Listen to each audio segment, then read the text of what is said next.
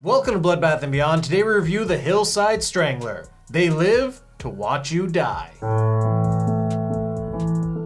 Directed by Chuck Parello, starring C. Thomas Howell, Nicholas Turturro, and Allison Lange. Based on the true story of the real-life Hillside Strangler from the 70s, Kenneth Bianchi moves in with Angelo Bruno, his cousin in LA. Over time, they start up an escort service, they're shaken down by some local pimps, and they feel that the best revenge is to off some of their best workers. And once the pair have had a taste for murder, it becomes an addiction. This is a Bloodbath Baller Club recommendation from Eli Geisler. It's a movie I didn't even know existed. I love true crime movies, and to hear that this is done by the same person who did Ed Gein back in the day when they were doing like the Ted Bundy and those Gacy movies that all had really similar covers. This director also did Henry, Portrait of a Serial Killer 2, which I'd like to visit one day on the Extreme Underground channel. But today, it's the Hillside Strangler with David from Mutant Vampire Zombies from the Hood. So thank you, Eli, for the support and the recommendation. So what do we like? I think the acting from both of our leads was pretty solid. They are cheesy, sleazy 70s guys that feel scummy as fuck and are. And the way that their characters just like deliver their lines, it seems natural. Like you think these guys are actual jerks. Angelo's a little bit more convincing because he's over the top, he's snappy, he's quick, and he's just constantly like berating people and yelling, and he's just such a scumbag. Yeah, and the way they like develop their characters, you really hate them. Like there isn't one quality that is redeemable from either of them, especially with Ken's character. As you see him lying through his teeth from each person he meets, you just really hate them. A client of mine is looking for a girl to do a granola commercial. I think you're absolutely perfect. And this is one that I think could have probably existed under like the Extreme Underground banner. Even though it's not extreme, it is true crime, and it's not like a nice story. When the three pimps walk into Angelo's house, you're like, these guys are heroes. But really, you shouldn't be saying pimps are heroes. Yes. There are people out there that do bad things, and then there's people that do worse things. And when you're shining light on a bad person, you know that you're a dick. And that's another weird like about this movie is how real it is. Yes, this is based on real life killers, but the sex trafficking, how these guys got these women to do all of this stuff, this is a real thing. Yeah, like the women are put in such shitty positions, especially like when they're starting to work for them. You can see how they're being manipulated, and you can see how these girls are just stuck. Well, you owe me a plane ticket, cunt. Tony, I'm sorry. I had no idea she was gonna be such a bitch. Listen to me, twat. Listen to me. You ever heard of the mafia? Well, I'm in it. How'd you like if I hack off your arms and legs and stick a live rat up your snatch? They're basically hopeless, and then you see the Stockholm Syndrome kind of kick in, and they realize that they're making some decent money, and they stick with it, which is crazy.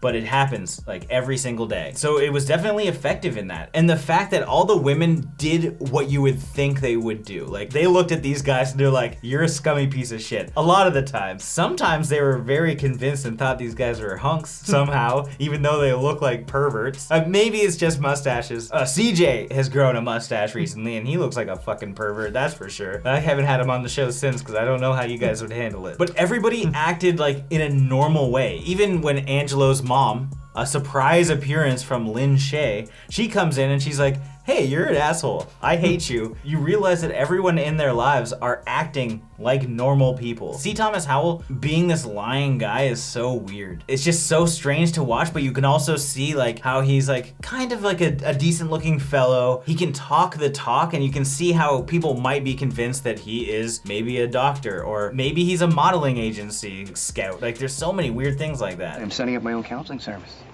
How exciting. Yeah. I mean, I hope I get clients quickly because I'd love to resign from this old title company thing.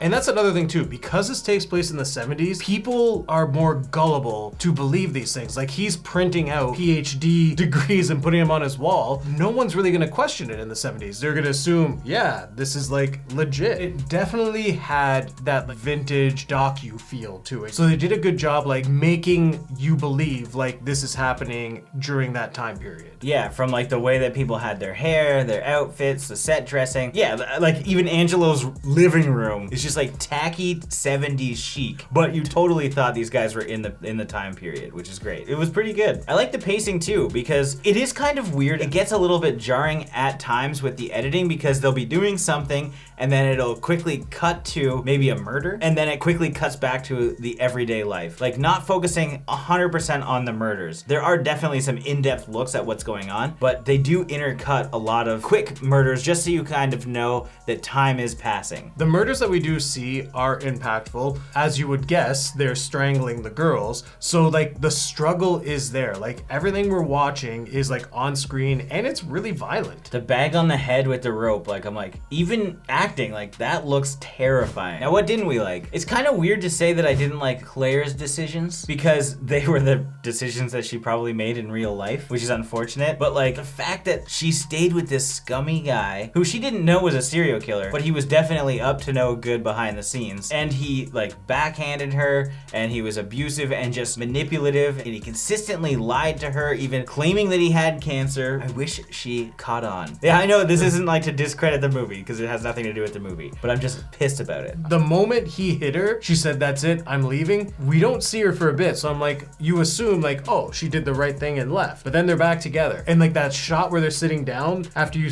assume they're apart, you're just like, oh, this is so frustrating right now. Even the fact that like we don't really have a protagonist, I think that that is also a downside in almost every other movie. Even like Henry Portrait of a Serial Killer, Henry you like a little bit. Even though he's crazy and weird, he's charming to some degree. In this, you like hate the guys all the time. She was so helpless. I mean, she was all mine to do whatever the hell I wanted to her.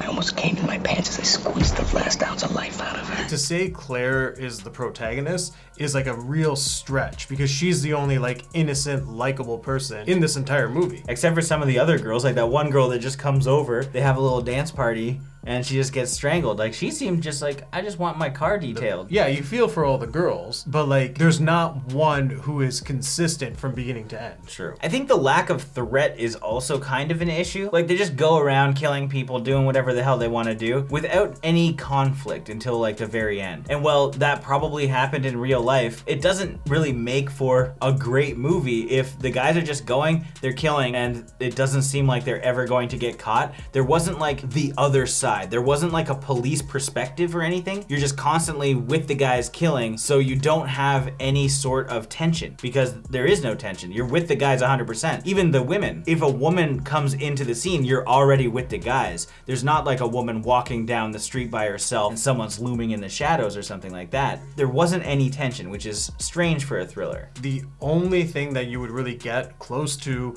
where they may get caught is the fact that Ken's character is actively pursuing to be on the LAPD. He does a ride along with a cop. But like they could have done that in a better way to like make the cop think, wait, this guy's kind of weird, maybe we should look into him or something. Even if it would have been exaggerated on true events, that happens all the time. And I'm sure that certain aspects of this were exaggerated a little bit. You needed a little bit more tension somewhere here. Now it's time for our final thoughts and ratings. The Hillside Strangler is an interesting story simply because it's based on true events. They're super scummy dudes that basically just got hooked on like strangling women because they either got off on it or they just felt it was like the only thing that they wanted to do. The acting was fantastic because you actually believe these guys would do things like this. They're just terrible people, and that's kind of one of the faults I felt with the film because you don't have somebody to root for. Just from like a narrative perspective. Doing a period piece is always very cool to see. It definitely had the 70s vibe, and you felt that these women were helpless and would be coaxed into the certain situations that they were put in to be murdered, which is terrifying. My biggest gripe definitely comes with the lack of tension because it basically just feels like it's Ken and Angelo just palling around, then go on a murder spree. And there's no tension whatsoever because you're constantly with our killers. Overall, for a serial killer movie, I think this was pretty well done.